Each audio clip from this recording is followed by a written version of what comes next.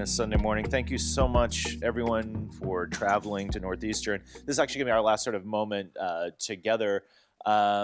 We had, I think, nearly 150 participants for the weekend, which is awesome. A couple of housekeeping announcements. One is I am pleased to announce that the University of Miami is going to host next year. Our good friend and steering committee member, Alberto Khoury, whom many of you may know because he's a guru in the data viz field, is going to be hosting that.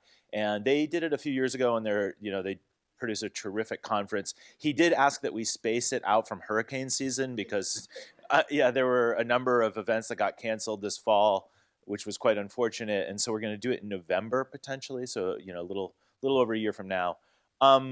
Let's see. Without further ado, I want to introduce Piotr, who's going to introduce Alan. I forgot one thing yesterday, which is why we had that spotlight poster out. And I was wondering, how many people kind of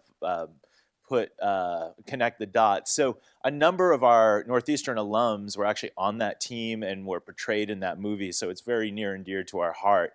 The one thing I want to say about Piotr and Alan, as well as Krista Wilson and some newer members like Laura Edelson, who are all part of our faculty, is that in some ways they are a kind of techno spotlight team. They're really bringing a lot of scrutiny through their scholarship to the platforms and to the digital economy. And I like to think in some deep way that there's a continuity between some of the real shoe leather reporting that happened with some of our alums and faculty on the journalism side and now on the computer science side. Holding power to account and doing really amazing work. So without further ado, Piotr Sapczyński, and thanks so much again for coming out.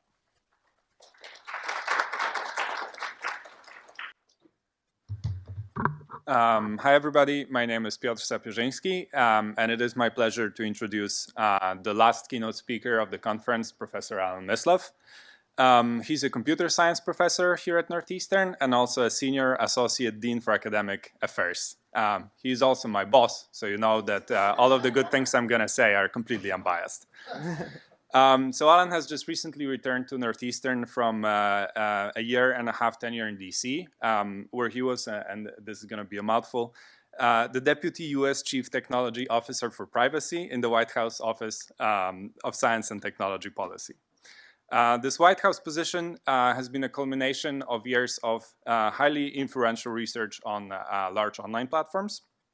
Alan has pioneered many of the approaches that are now standard in the third-party algorithm audits that is investigating online platforms for individual and societal harms without any collaboration from the operators of these platforms.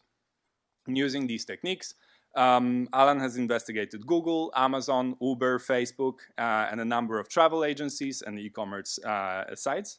He documented privacy leaks, algorithmic pricing and price discrimination, discrimination delivery of opportunity ads, and a range of other serious problems.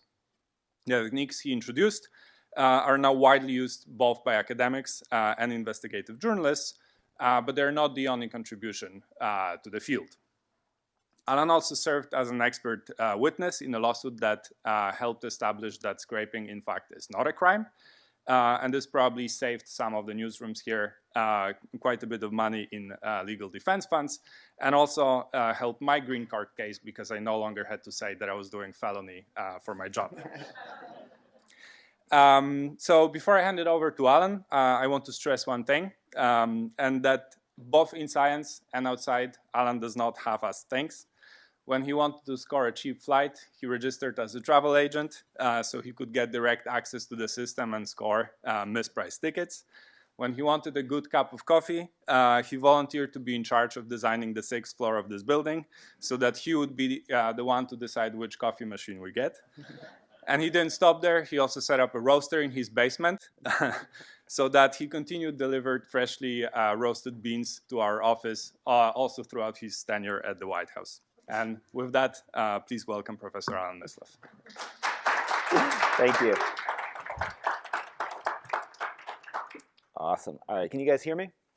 Well, so first off, I want to thank Piotr for the very much too kind introduction. And as you'll see throughout my talk, almost everything when he was referring to my work, it is actually a work of a large number of people, including Piotr. So actually, I deserve a small fraction of the credit. Most of the credit goes to Piotr and then the other graduate students, master students, and so forth we've worked with. Also, thank you to John for the introduction. I am honored to even be mentioned in the same sentence as the Spotlight team. So certainly that was all too kind. But let me go ahead and get my slides up there, which maybe they'll show up in a moment. There we go. So my name is Alan Mislove, currently serving as a professor, senior associate dean here in Khoury. And what I want to do today is tell you a little bit about both the work that we've done in academia and then the work that I've done sort of in the policy sphere, which is both some of the work I've done at the White House and then also in other venues, some of which that Piotr mentioned. But really, to give you a little context, like I am trained as a computer scientist. I work on algorithmic auditing. And what I'm really interested in doing is understanding the systems that all of us interact with every day and understanding what kind of data they take in, what kind of decisions they're making, and what the impact those decisions are having on people. And I'm particularly excited to be at this conference, which is really at the intersection of computing and journalism. Because first, throughout the work, and you'll see this throughout the talk, we've worked directly with journalists. Journalists have been integral to some of the work we've done, both on the sort of technical side and then also on the getting it out there and getting it noticed side. But then second, I feel like I'm in a room with a bunch of kindred spirits here. Because in another life, I could be doing the same kind of work in a newsroom instead of in academia. And so I feel like a lot of us, we sort of go at it different ways and we sort of live in different worlds to a certain extent. But we're sort of going after the same thing, which is trying to, in some sense, hold truth to power and understand find how these systems are impacting people and make sure people are informed and can make informed decisions. So with that, I'm going to go ahead and get started. One thing I'll note is that we're a fairly small group today. So I like a more interactive kind of lecture. So let's make, if you have a question, don't hold it to the end. Just raise your hand. We'll make this a more interactive thing. So please do not hesitate to interrupt me. I'd rather have a more interesting discussion than sort of you hear me drone on for 45 minutes. So let me start. Basically, I don't think I need to tell everybody in this room, but today automated systems are increasingly intermediating our daily lives in ways that we may not realize or expect. This ranges from areas like communication to how we access opportunities, including life opportunities such as housing, credit, and employment. And then also, for example, the criminal justice system, as I think you heard from Julia yesterday, now has a number of automated systems that are used as part of it to adjudicate different cases. And there are other domains as well, including health, finance, education, marketing, and so forth. So we're living in a world where automated systems, including things like AI, are increasingly sort of making decisions about us. And we often view the sort of, coming from a computer science perspective, as a computer scientist, we often view technology choices as sort of in their own world. But I'm going to steal this from one of my predecessors at OSDP. Technology choices are policy choices, right?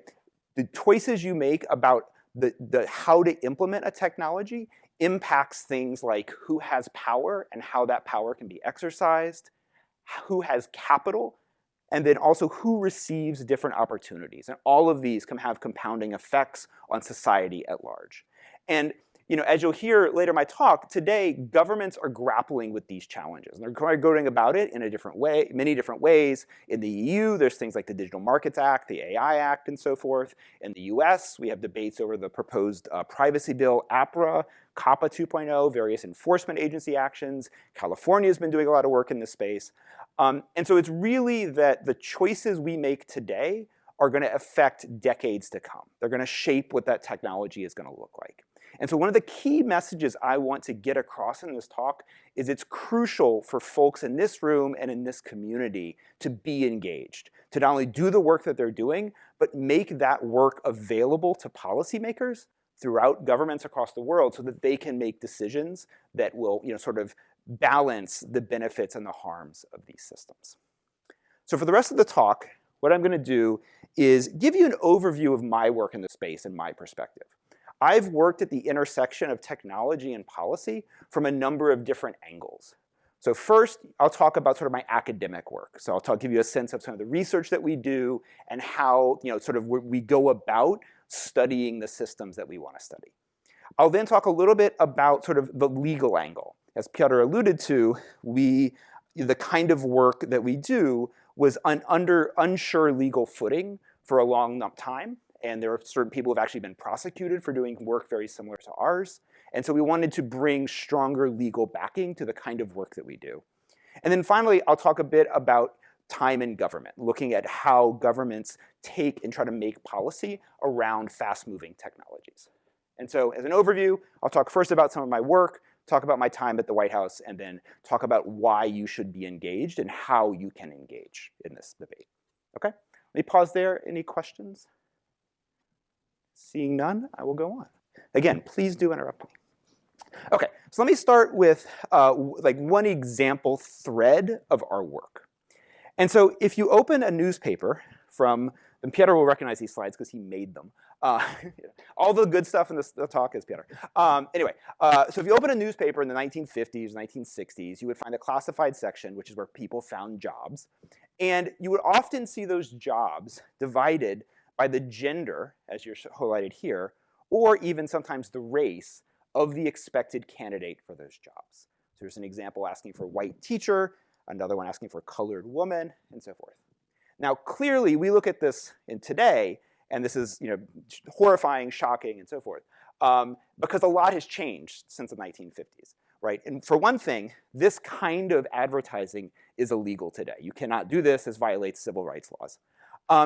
But what we were worried about was, could the systems that we interact with today be kind of doing the same thing, but doing it in a more pernicious way that's even harder to detect? This is, in some sense, very ham-fisted. It's very obvious that this is happening. But today, the systems, because these automated systems are intermediating access to opportunities, if this kind of thing was happening, it would be much harder to detect. And so that's sort of the key thing we wanted to do. And so what I'm essentially talking about is discrimination in advertising. And if you followed the news, as I suspect most of you have, you've probably this is sort of ringing a bell. There's been a lot of work in this space, some of it by Julia Angwin and others.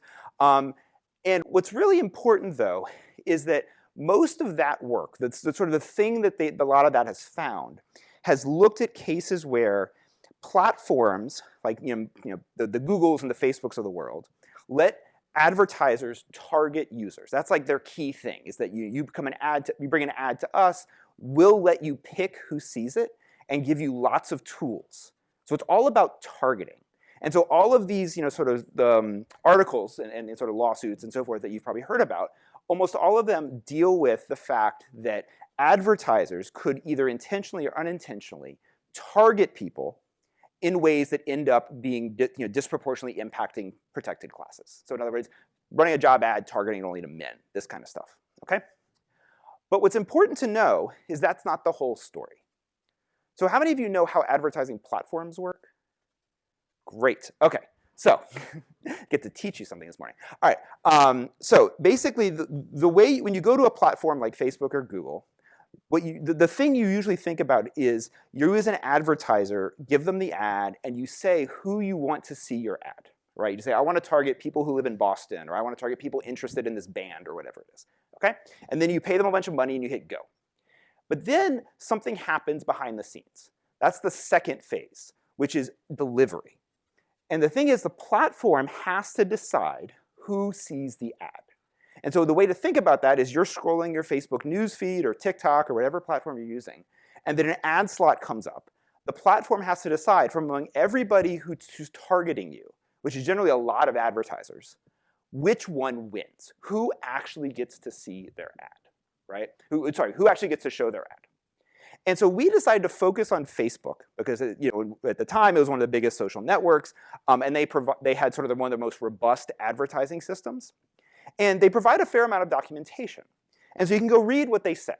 And they say that the winner, the ad they choose to show, is the one that has the highest total value, which they define as being having sort of three components. First, your bid. So you have to say how much you're willing to pay. If you're willing to pay more, you're more likely to win. Third is ad quality, meaning if you have a clickbait ad, they don't want to show that. But then the most interesting one to us is that second one, estimated action rates. And so what it says is whether a particular person is likely to engage with a particular ad. And that's super interesting because what that says is they're making an estimate of you as a user and this ad and how likely you are to like this particular ad. And later on in their documentation, they basically say estimated action rate measures relevance. And then they say we subsidize relevant ads in auctions. So what that means is they put their thumb on the scale. If they think you are likely to engage with this particular ad, they're more likely to show that ad. Right? They subsidize it. And if you think about it for now, like that actually makes a ton of sense, right? Because if you're a user, you probably want to see ads that are more relevant, right? If you're an advertiser, you probably want your ad to be delivered to users who find your ad more relevant. It's a better use of your money. And if you're a platform like Facebook, you want to keep your advertisers happy and your users happy. So it seems like a win-win-win, right? This seems like the right thing to do, okay? But this is done via an algorithm, right? And we're worried, how could this algorithm perhaps be doing the wrong thing? You're probably thinking through that right now. And so what we really want to know is, could discrimination be arising in this delivery phase? Okay, so we're taking targeting out of the equation. We're only looking at the algorithm. The challenge here, though, is that this algorithm is run by Facebook. We don't have any control over it. We don't know what it is. We don't know what kind of data it takes in. We can't poke it. We can't get a copy of it. So we have very little ability to study it, right? So a bunch of the work that we did was coming up with a methodology that could allow us to study this thing that is behind multiple levels of systems and so forth that we don't have direct access to, okay? And so the trick that we did is we became an advertiser. That was like Facebook. The promise of Facebook is that anybody can be an advertiser, so like we could be advertisers. So we signed up, we give them a credit card, ran a bunch of ads. They spent like close to $50,000, I think, on Facebook ads by the end of it. And what's nice about that is that when you're an advertiser, you get access to all the reporting tools, right? And so as a result, you get very detailed information about how your ad is being delivered. So we can come up with methodologies where we run a bunch of ads, we control a bunch of stuff, and then we look at who the algorithm decides to deliver it to. It's a lot of subtlety I'm not going to get into today. Please do catch me afterwards if you're interested. But the first thing we wanted to do was to see if this would work, is we came up with the worst ads we could possibly come up with, right? Which is like, if this effect exists, if this algorithm is putting its finger on the scale, what is the most ham-fisted, ridiculous ads we could come up with, right? And so we sat down and we came up with these terrible ads, right? One was sort of a very male-themed ad. It's a dude lifting weights in a gym. The other one's a very female-themed ad, stereotypically. And we ran these. And importantly, we ran these and controlled almost everything. They ran at the same time from the same account, targeting the same users with the same budget. Everything was the same.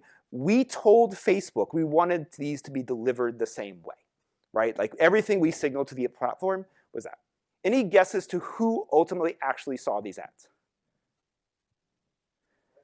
Yeah, great. So this one went 85% to men. That one went only 5% to men. Okay?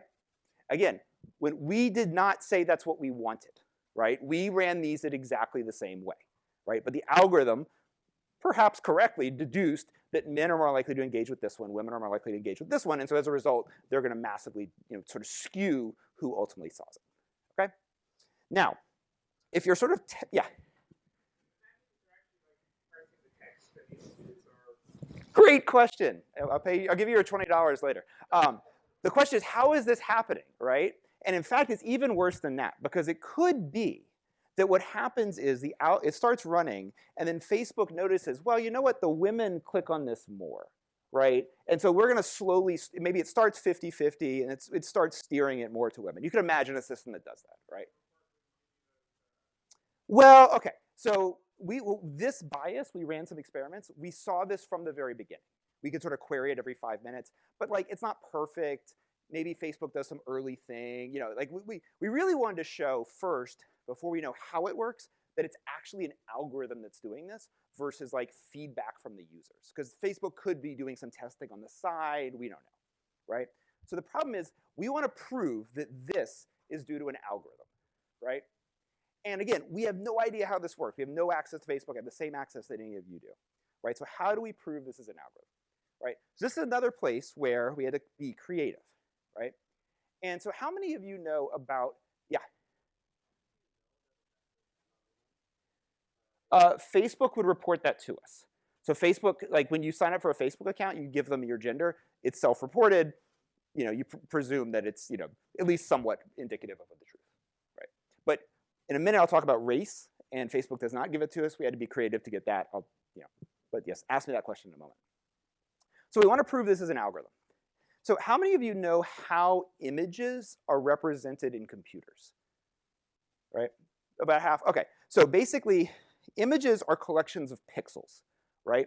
So every, you know, this is a grid of like 1,000 by 1,000, whatever. So it's about 1 million pixels. Each pixel is a color value. Each color value has a red, green, and blue value, okay? An RGB, right? And so I have some examples over on the right side of particular RGB. Now, most modern image formats have what's called a fourth channel, called an alpha channel. An alpha channel represents transparency, meaning should stuff below the image come through, right? And so by default, you create an image, the alpha channel is the highest possible value, 255, for all pixels, unless you change it, right? But what we can do is we can actually modify the alpha channel. So if I set the alpha channel to 128, the image looks like that. If I set the alpha channel to 3, the image looks like that, right? Anybody see the idea? So what you do is you run an ad, and you run an ad with an image that looks like that, right? And so now what's interesting here is that a human can't see the image, but a computer, if it's not programmed correctly, can, right? Because the pixel values are still there, right? So what do? We run a bunch of ads, right? And we run ads that are identical, except that some of them we turn on the alpha channel, some of them we turn off the alpha channel, right? And so for this experiment, what we did is we set up a bunch of ads. The only difference was the image, okay? Everything was the same, the text, the image, the link, okay? And then for some of them, we had male-themed images. For others, we had female-themed images. And then for the male and female, what we would do is we would turn about half of them, turn on the alpha channel, half of them not, okay? And so the results look something like this, where this is the fraction of men in the audience. The top one is what happens when the alpha channel is off, meaning everybody can see it. It goes about 60% to men. We flip on the alpha channel. It also goes about 60% to men, okay? But you're probably wondering, well, okay, well, what about but that could be the baseline. Well, then what we did is we cooked the female-themed images like without the alpha channel, with the alpha channel. And what you see is the with or without the alpha channel doesn't affect who ultimately sees it, right? Meaning it's not humans, because humans can't tell the difference between the male invisible and the female invisible ads. They look exactly the same to humans, right? So it proves there has to be an algorithm, a computer involved in this that is making that decision. Does that make sense to everybody? Yeah. We also have to look at like actual engagement click-throughs, so it's just confirm that, you know, people weren't clicking. Yes, so we would get clicks and so forth. Generally, our ads were not very good. But like for this, we're not relying on clicks. We're just looking at who the algorithm is choosing to see it. But you do have access to that data, who ultimately clicks, the breakdown of gender, and so forth. Yeah. No, these were exactly the same. So that's why these ads are not 85.5. The text is the same, the link was the same. I forget what it went to, but the only difference for these ads was literally the image. Yeah. I would think Facebook wouldn't want ads with no alpha channel on. So are we sure that they're not at the right? Yeah, they changed this pretty quickly. So yeah, I think this was like in some sense a loophole in their system that I think pretty soon after this they would strip the alpha channel out, so you couldn't run these experiments anymore. Is there a question? Nope. Okay. Great. So now we know it's an algorithm. The next question we had is, okay, everything I've shown you so far has been ads for things that are like, you know, like if I advertise women's shoes and it goes mostly to women, most of you in this room are probably like, it's fine, right? It's not like quote unquote important ads. And so we were really interested in, okay, would this effect exist in protected categories, right? Where things could be illegal. And so in general, civil rights laws control advertising for things like housing, credit, and employment. And so we decided to focus on employment. And so again, as an advertiser, we can run employment ads. And so we did. And we would run ads that would link to sites on Indeed, like lists of jobs on Indeed.com, right, which is a real job website. So if anybody actually clicked on this, to your question, they would be brought to a list of real jobs that they could actually apply for. We thought very carefully about ethics and harm and so forth, right? And so essentially what we did was we ran a series of job ads, right, where these were ads like, for example, in the lumber industry. We also ran jobs in like the janitorial industry and so forth. We would write the ad so that like the text would match the ad and the image would match the ad.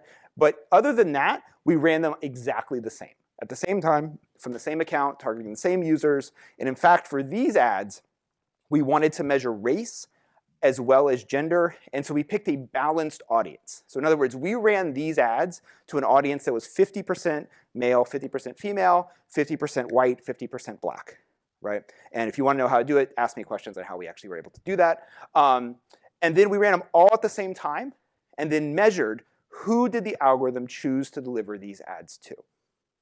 Any guesses? It's not great. Okay, so let's start with the lumber industry. We ran a bunch of different job ads in the lumber industry, and the way we picked it is one with no people, one with a white woman, one with a black woman, one with a white male, one with a black male, just to sort of get a variety of different kinds of ads. And what we see is these ads for the lumber went about 90% to men and about 75% to white users. So disproportionately, white men received those ads, even though the group we advertised to was balanced, 50-50 white, black, 50-50 male, female, okay? Ran jobs in the janitorial industry, again, targeting exactly the same group at the same time from the same account with the same budget. And those went about 80-something% to black users, or sorry, to female users, and about 60% to black users. So disproportionately to black women. Even though, again, as an advertiser, we didn't say that's what we wanted. And worse, as an advertiser, we have no control over this. You can't turn this off. This is how the platform works. Yeah? Yes. So these, the little dots here are the different flavors of the image. And yeah, it would happen regardless. How is this good for Facebook's, profit if they're not listening or they're not following the needs of their customers? Well, I think what they might say, and it's really a question for Facebook, is that for many ads, like the power of Facebook and other platforms is they let the advertisers target, right? Like their promise to you is that we can get your ad to the right people. You're not wasting your money going to like newspapers or whatever, because that's going to be shown to a bunch of people who aren't interested. So we're going to get it to the people who are interested.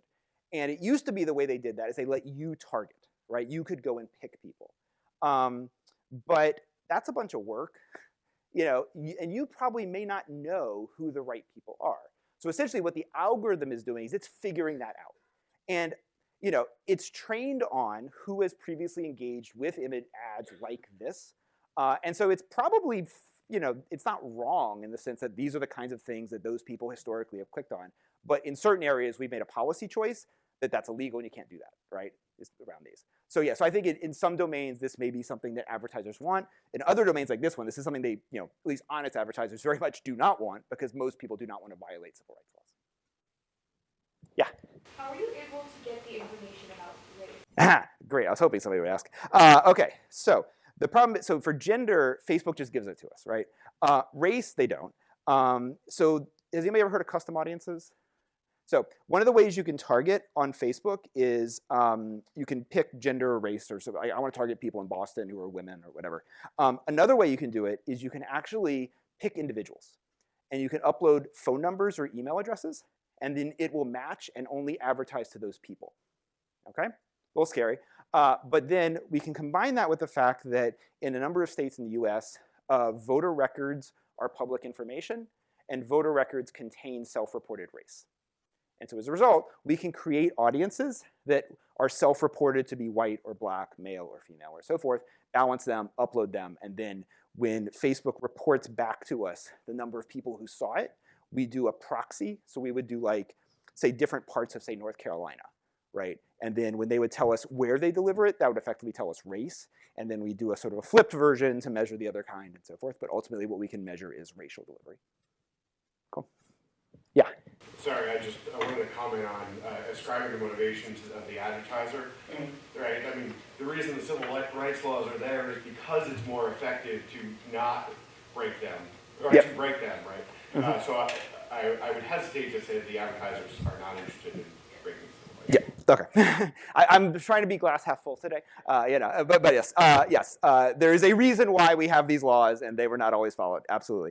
And yeah, and to your point, that you're exactly right. Like, what it says is, even if you know a more, like, somebody comes, if you're a real estate agent, somebody comes into your agency, and you look at them, and you're like, I know you're probably going to buy a house here. I can't just show you like houses there. That's illegal. Instead, I have to show you all opportunities, right? And again, that's a policy choice that we made. Okay, we did this for a bunch of other jobs, things like software engineer, teacher, and so forth. All of this is in the paper, and you can see a pretty wide variety in terms of who the algorithm ultimately decides to show it to. Okay? So, oh boy. Okay.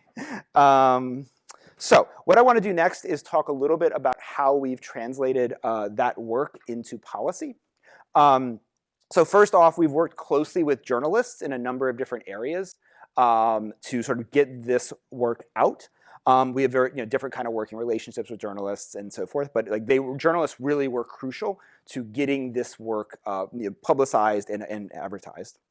I'll skip this one, but I'll talk a little bit about this one, which is, Piotr alluded to this. There's a law in the United States called the Computer Fraud and Abuse Act, passed in the 80s and after the War Games movie came out, and essentially says whoever accesses a computer without authorization is a felon, or exceeds authorized access is a felon, right? And so the question is, what does exceed authorized access do? Or what does that mean?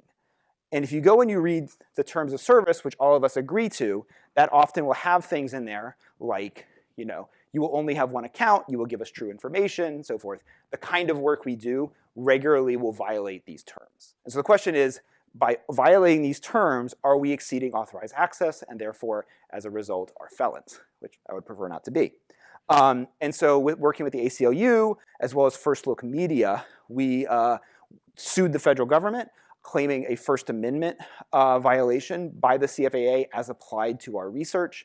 And in 2020, we got a ruling in our favor from the district judge in DC, which basically says for anti-discrimination work that's in the public, there's not a profit motive, we're doing this for the public benefit, that does not violating terms of service by itself does not violate the Computer Fraud and Abuse Act, meaning we can't be thrown in jail for doing this kind of work. Okay? And then finally, the last thing I'll allude to was the thread of work that we did on Facebook that I showed you a few moments ago, ultimately informed a Department of Justice case where they charged the Facebook with violating the Fair Housing Act. And it's the first time the Department of Justice had ever charged an algorithm with violations of the Fair Housing Act. And then ultimately in 2022, they settled. Facebook had to make a bunch of changes to their systems. And all of that's public. You can go read about it. So what I want to do next is change gears a little bit. And now that you have a sense of the kind of work that I've done in research, I want to talk a little bit about my time at OSTP, right? So how many of you are familiar with OSTP, the Office of Science and Technology Policy? A few people? OK, so let me give you sort of a quick couple of slides on what OSTP is, and I'll talk about the kinds of things I worked on there. So OSTP is part of the Executive Office of the President, which is part of the White House. It's one of the policy councils that sits within the White House. So it sits alongside other things you've heard of, probably the National Security Council, National Economic Council, Domestic Policy Council, and so forth. And it sort of works with agencies and works with the other policy councils to sort of do its job. And you can kind of think of OSTP's role as two things. One, advising the president and other senior White House staff on key issues related to science and technology. And then two, coordinating and carrying out the administration's policy priorities according, working with agencies and other policy councils. So it's both a sort of advising and a coordinating function. What that means is OSTP regularly engages with other parts of the White House as well as agencies across the entire federal government. And then OSTP is headed by Dr. Arthi Prabhakar right now, who's informally known as the President's Science Advisor. You've probably heard of that. That's the head of OSTP. And President Biden was the first president to put the Science Advisor on the cabinet. So she's actually a member of the cabinet. So there's a few examples of things that have come out of OSTP. Like OSTP does all of this and then also does a bunch of public-facing work. So things with OSTP issues. A few things you probably have heard of. First is what's called the Open Access Memo, which is this sort of policy that came out in 2022, signed by Interim Director Alondra Nelson, which said that all federally funded research and data had to be publicly available immediately and not behind a paywall. So that came out in 2022. Great. Second is the AI Bill of Rights, or the Blueprint for an AI Bill of Rights, which is a policy document OSTP put out in October of 2022 that talks about what we should expect of automated systems. And this came out before ChatGPT, and so it was very useful to have this to help understand how we should be thinking about the impacts of AI systems. And then third, more recently, there's like the Research Security Memo. Another thing OSTP is quite worried about is ways in which other foreign actors could be accessing, abusing the U.S. research ecosystem. And so these are the kinds of things that often come out of OSTP. But I want to talk a little bit about the particular things I worked on during my 18 months. So one of those was the AI executive order. So this was an executive order that the president issued in October 2023, which, if you remember, 2023 was when AI really kind of took over a lot of our debates. A lot of the debates within the White House were over AI. There's a lot of interest in this from across the entire building. And so the president directed the team to really pull every lever, to look at how is AI going to be impacting government and people and society, and what should we as the federal government be doing to sort of both gain the benefits of AI, but then also mitigate the risks. And sort of as a side note, EO 14110, which is this executive order, is the longest executive order ever. I have a copy of it. It's literally like 120 pages. And it really directs the entire federal government to take action. I think almost every agency within the federal government got some taskings under this EO, right? I'll highlight a few of those for you.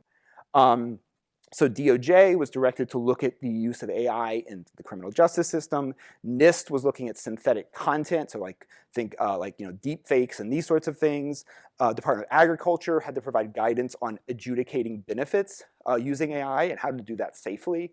HUD was issued guidance on the use of AI in tenant screening and advertising.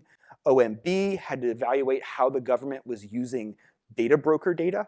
Which often feeds into AI systems, and so forth. But there's one particular thing I want to highlight that I think is probably one of the most important things that came out of the EO that I got to work on while I'm at the White House, which is OMB memos M2410 and M2418. Has anybody heard of these? Okay, great, I get to tell you about them. So, does anybody know what OMB is? Okay, OMB stands for the Office of Management and Budget. It's a part of the White House, and it's been called the most important agency you've never heard of. It's essentially the agency that works with, the part of the White House that works with agencies on their budget. So agencies pay a lot of attention to OMB, but it's also the part that sets federal policy. So they can issue policy that is binding across the entire federal government, okay? And so, for example, things like how the government complies with the Privacy Act is subject to policies issued by OMB. So OMB is very important. One of the things the executive order tasked OMB with was coming up with policies for how the federal government will use AI. And that is codified in M2410, which is the memorandum on the use of AI by federal agencies. M2418 talks about when agencies are procuring AI or automated systems from the private sector, what do they have to do? Now, what's important about these is two things. One is these were subject to a public comment, an interagency process. So OMB is generally slower to move. And so as a result, these kind of policies are generally more long-lived. Like, for example, the current policy on, forget what the name of it is. On sort of privacy comes from 2002. And that one is still in effect, right? But second, the federal government is one of the largest procurers of systems from the private sector, meaning these sorts of policies often have a market-shaping effect because the companies have to comply with this if they want to sell to the federal government. So I want to talk in a little bit more details about M2410, which we worked with our colleagues in OMB on. So M2410 says, if the government is going to use AI that could potentially impact people's rights or people's safety, here are all the things the government has to do, both before it deploys it and after it deploys it, right? So one thing you're thinking about, well, what does it mean to potentially impact rights or safety? Well, that memo has in it a list of the uses of AI that are presumed to be rights impacting or safety impacting. Right, so this is all the safety impacting things, which includes, controlling safety critical functions, controlling transport, industrial emissions, and so forth. And then rights impacting ones include things like any use in law enforcement, anything in risk assessments, biometric identification, screening tenants. It's this whole list of uses that are automatically presumed to be rights or safety impacting. Okay? And then second, it lays out specific steps the government has to take if the AI is rights or safety impacting. There's a large number of these, but they include running an AI impact assessment, engaging directly with communities, getting an independent evaluation of the AI system, working to notify negatively impacted individuals, maintaining human consideration and remedy processes. So if somebody gets a decision that they don't like, they have a way of appealing that decision. And then also maintaining opt-out provisions where practicable, right? Yeah? Can you say something about how these rules are enforced? So these rules go into effect, I think, generally December 1 of this year. Now, OMB does one of the ways they do that is via a use case inventory. So basically, OMB will ask agencies to list all of the systems that you have that are that are AI systems. It'll ask, are those AI systems potentially rights or safety impacting? And then how are you complying with all of the requirements that are laid out in these memos? And due to an act of Congress, this information is all public. So you can actually go download the AI use case inventory. The instructions were just updated for this year, so these will come out next year that have this information. But you can, there's a memo on AI.gov that literally has, what steps has the agency taken to do this? So this is literally all publicly available. Yeah. We can talk about this after if it's going to derail the conversation, but I guess this is to give AG ability to enforce these, policies or recommendations, and I guess also, after the Chevron decision of the Supreme Court, do federal agencies still have as much power to follow through on all these directives, or is there any? So this isn't a regulatory decision. So this is internal government policy. So Chevron, again, not a lawyer, is sort of about how do we interpret a statute acted by Congress, and do we defer to the agency interpretation? So I think I think at least my understanding, being not a lawyer, Chevron doesn't directly impact this, but it's more this is a government policy along with many other things that come out of OMB about how they share data and what steps the agencies have to take. And so it's subject to the same oversight that other OMB policies have, but it is binding across the federal government, except for the use in national security systems, because there's a separate memo that controls that. That is sort of, I think it's out, but I can't remember if it's out. Okay. So last thing I worked on at the White House that I'll mention is image-based sexual abuse. So you probably heard of deep fakes, and these are fake images often generated by AI, disproportionately harm women and girls, affects everybody from individual high school students to some of the most famous celebrities in the world. And this is a ecosystem-wide challenge because it's not just the AI systems. There are platforms that are there to distribute this, financial like payment processors that enable these things to be bought and sold.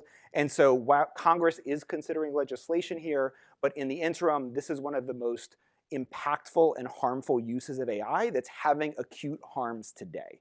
And so one of the things we worked with the Gender Policy Council on was issuing a call to action to industry to get industry to take steps. And then after I left, they announced a number of voluntary commitments by industry players across the industry on how to reduce the harms of these sorts of things. So I'm running a little short on time. I'm going to skip a few things and talk a little bit about how you can engage. So basically, my whole career has been at the intersection of technology and policy. And I've done that from a number of different perspectives, from academia, from government. And my time in the White House, one of the things I most came to appreciate was the importance that academia and that journalists can play in helping inform policymakers as they work through how to balance harms and gain benefits. And there's a number of different ways you can do that, depending on sort of where you are in your career. One of the things is governments will regularly issue requests for information or notices of proposed rulemaking. These are ways in which the government solicits input. And having issued some of these when I was in the White House, we read everything that comes in, right? So if you're a journalist and you've written an article on something, or if you're an academic and you've written a paper on something, if there's something that is of relevance that you think that agency should know, you can just submit your thing. You don't have to do a whole detailed thing. You say, hey, here's the article. You should read this. And we do read every single thing that comes in. And that's really helpful when we are trying to figure out how do we approach this challenge. Others are, there's like direct engagements. A number of agencies run things like FTC runs PrivacyCon, which is a great way to sort of advertise your work, get to talk directly with FTC folks. There are internships. If you're a student, the White House runs an internship program. Congress runs an internship program. There are fellowships like AAAIS fellowships. There's tours of duty. So if you're an academic, there's something called the IPA, which is an Intergovernmental Personnel Act that lets academic institutions send researchers into government to serve there and then come back out for a period of time. And then finally, there's actually careers. And one of the things that the executive order did is it launched an AI talent surge. We're trying to bring more experts into government to help understand the impact that AI is having across society and how we can mitigate that. One particular example that I just saw came out yesterday is on requests for information by OMB on the agency use of commercially available information. That's code word for data broker data. So I know many folks in this room have probably worked on data brokers. OMB is studying ways in which the government should be thinking about, because the government is a procurer of this kind of data, what rules should be in place when the government does this. So if you have work that is of relevance to this, please do submit it. The link is here. But if you search Federal Register, OMB, commercially available information, you'll find it. Just came out the other day. So I'll go ahead and stop there. Again, I'll highlight that when I talked about this work, all of it was I take very little credit of this. It's really folks like Piotr, other graduate students and researchers who should get most of the credit. So thank you very much.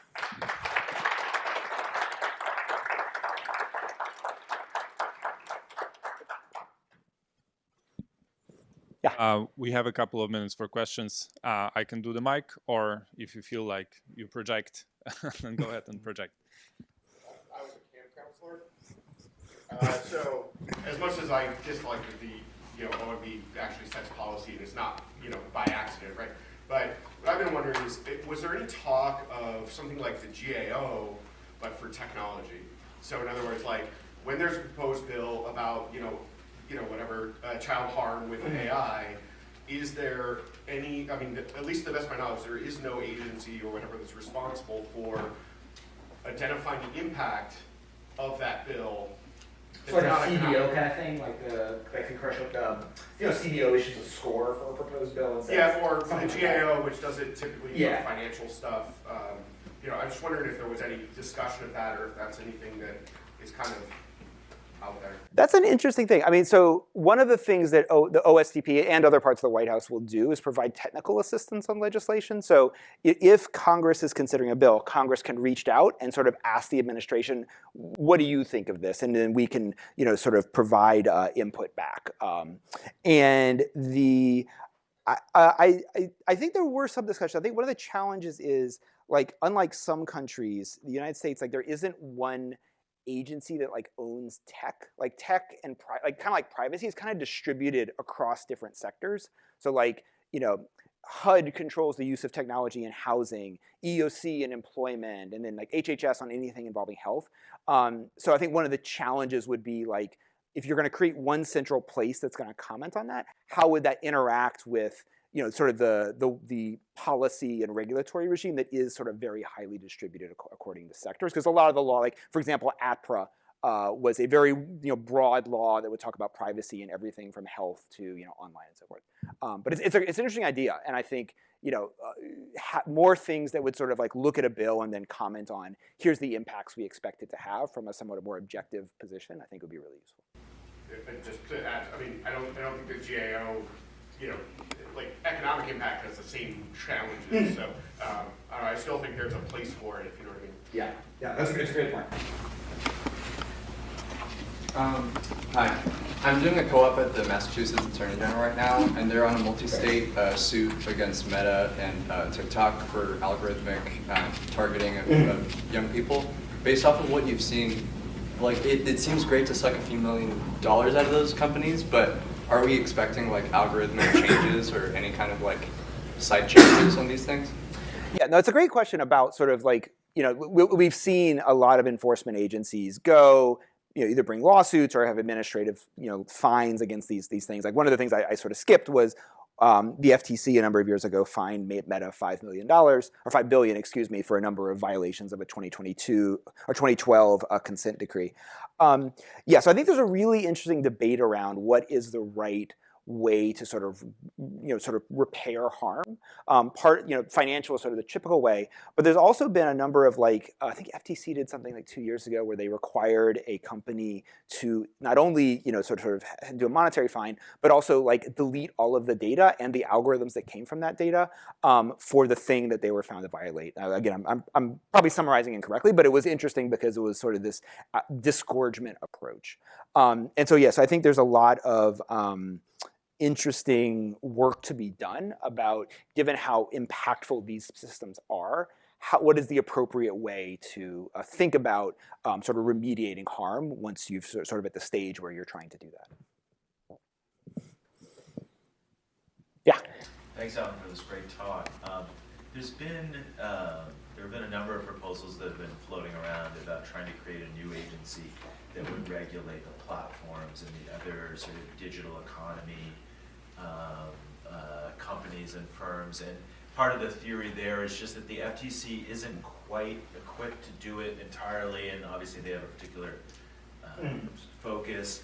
The FCC it's just not within their mandate or their writ. How would you see that? Would that be a useful thing? Obviously, it's kind of aspirational at this point, but do you see a I think it's interesting. Yeah, I've heard some of this debate around like what is the appropriate way? Like this came up a lot last year, and when you think about AI, like what is the right thing? And I know Majority Leader Schumer had a bunch of sort of discussions with folks around how should Congress think about AI legislation. And as far as I know, they not much. There hasn't been any proposed bill, for example, that's come out of that. I mean, my thought is, there may be benefits there, but I think there are a lot of laws on the books today that do cover a lot of the harms. Now, not everything, but like a lot of the harms around discrimination, a lot of the harms around potential impacts on people and so forth, and that so I think it's less of a matter of agencies not having the authority they need, but giving them the robust, sort of getting them the expertise to be able to robustly enforce those laws in the age of AI. Because I think, I think it's Director Chopra of the CFPB has said there's like no AI exception to various laws around, in financial or in, so sort of consumer protection or so forth. That if you're doing something, you are, you're even if you're doing it with AI, you're still subject to the same laws that we have today. And so, like the FTC, for example, has had a number of blog posts and sort of messaging that has really echoed this. That's really highlighted how they, just because you're doing something with AI, if you're making claims about that, you're still subject to the same consumer protection laws that exist. Yeah. So one of the things I really liked about your talk, Ellen, is you can sort of see the career progression from computer scientist to thinking about how that connects to legal issues and then actually going into the policy realm and trying to implement it. I'm wondering, now that you're back in your academic role, if you would ever consider bouncing back the other way again, if you can maybe talk a little bit about pros and cons of an academic working in government, and if you would consider going back to it, why or why not? Yeah, so there's sort of like the career answer to that and then the personal answer to that. So I'll start with the career answer, which is absolutely, like, I think it's really, sitting, like, coming from academia, like, government works very differently than academia. And I have a whole slide on the differences, but really, like, it's very, government's very hierarchical. It's a whole hierarchy of consent, but it is like, if you want to do something, you first need to think through who are all the people who are going to care about this thing. How do I start socializing this? What is their angle on this? Like, how do I, so you really need to sort of understand the landscape, which I think is generally true of a lot of things. But absolutely, I would, at some point consider going back into government. I think more people from technology and really need to do that because government needs that expertise as they're thinking through a lot of these policy debates. The personal answer to your question is I have a wife and young kids. I would actually fly down to DC every week for 18 months, usually Tuesday morning to Thursday night, which it got a little old after a little while. So so basically moving to DC wasn't in the cards, and that's sort of the best I could do. Luckily, post-COVID, a lot of us, as long as you're not doing anything on the classified side, you can work remotely in a bunch of government agencies. And so, like, it's a little bit more feasible these days than, say, it was 5 years ago. So, yeah. So you demonstrated that Facebook is able to figure out what the ad's about. Yes. By somehow parsing through the ad. I never answered your question. Go, keep going. Could you imagine rules that require them to do the same thing to identify ads that are in these protected categories and then turn off the algorithm? Okay. Yes. So. Yeah. So around the same time we were doing our work, I think it was Julia, wasn't it, who did the. Anyway, there was somebody who was doing work that was looking at the targeting side of it and finding that you could run job ads. I think this was Julia Angwin, who, like, you could run a job ad and target only men. Or you could run a housing ad and say, I want to exclude people of a certain ethnic class or something like that, which is, like, illegal, not great. And so as a result, Facebook actually created a separate ad flow. So when you go to place an ad on Facebook today, the first thing they ask you is your ad for a housing credit or employment opportunity? And if so, you can still run your ad. You're just subject to a different set of targeting options than regular ads, right? So again, from my first slide, that only impacts the targeting piece of it, right? What we found is that even if you were subject to the limited targeting options, and all of the ads we ran were subject to those, because we ran those ads after Facebook deployed this, the algorithm was still the same, and we found the algorithm was still being discriminatory. So as a result, Facebook, there was the DOJ lawsuit and so forth.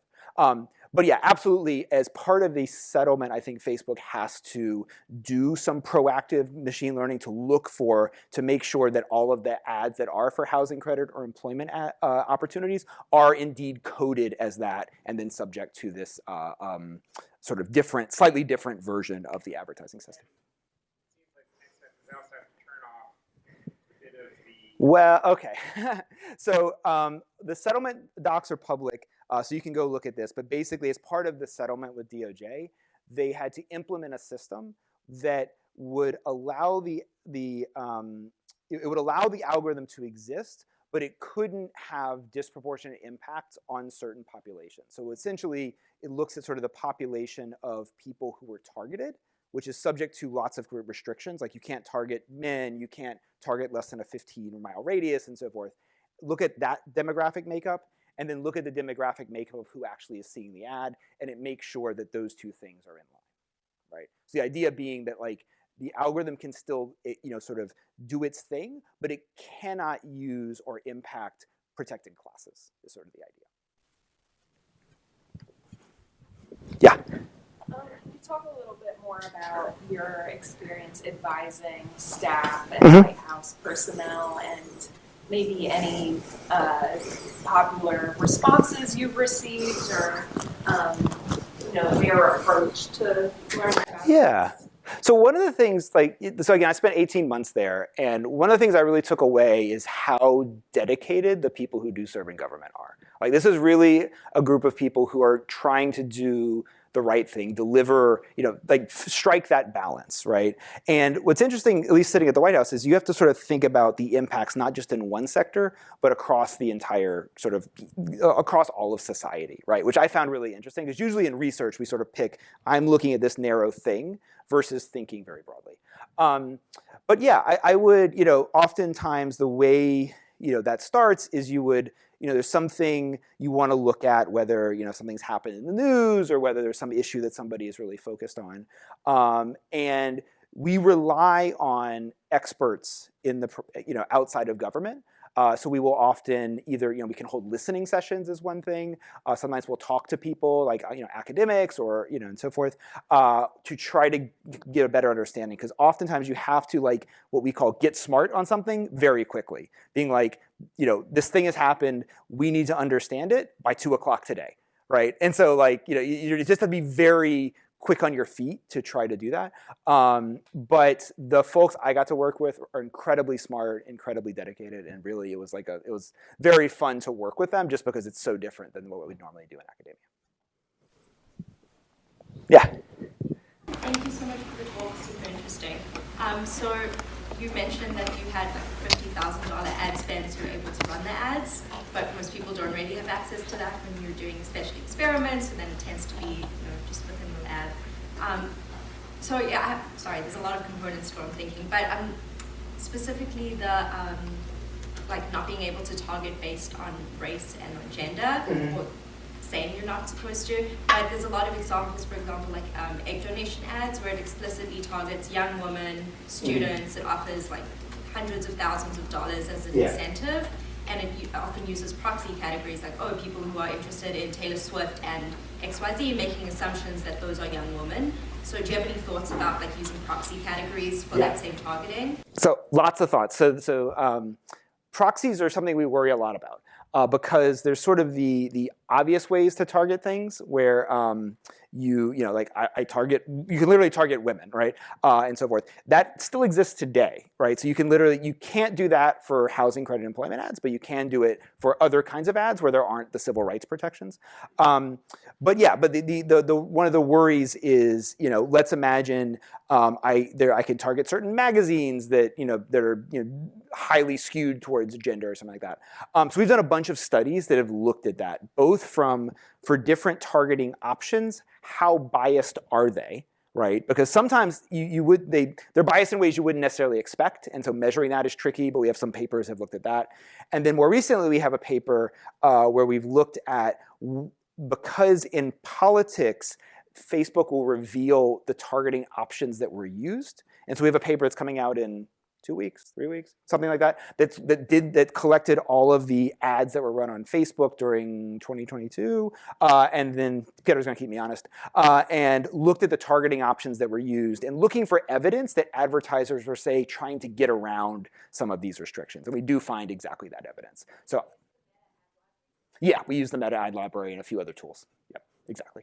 So yeah, but basically to answer your broader question, yes, we think a lot about proxies. And one of the things that there was originally a lawsuit between the National Fair Housing Alliance and Facebook over some of those, you could target a housing ad and exclude certain races. One of the things that was part of that settlement was there's a review process for all targeting options in the housing credit employment flow, that they would have to like remove targeting options that could be proxies. Now, I have some issues with how exactly they were measuring that, but like there's a lot of thought put into it, because yeah, you're exactly right. There's ways you can abuse proxies to achieve the same ends in a less obvious way. I would love to keep the Q&A going, but in the interest of also allowing the rest of the program to go on, let's thank Alan again, and let's move on with the program. Thank you.